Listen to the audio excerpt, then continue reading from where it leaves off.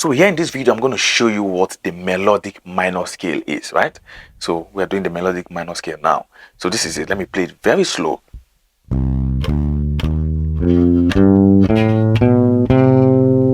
me go again. So let me play it very slow.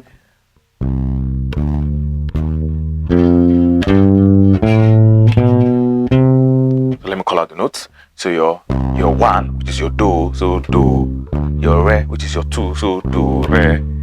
The re, which is this is your re now, is your flat third. So your one, your two, your flat third, right? Then your four and your five, which is your fa so. So 1, 2, flat third, 4, 5, right?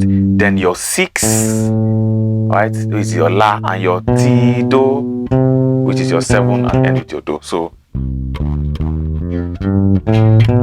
you see the shifts, right? That la I went back to here. So yeah.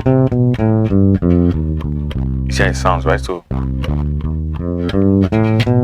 your do, re, re, which is your 1, 2, flat third, your 4, which is your fa, and your so, right, which is your 5, then your la, which is your 6, then 7, and you end with your 1 or your 8. Call it a 1 or 8, right? So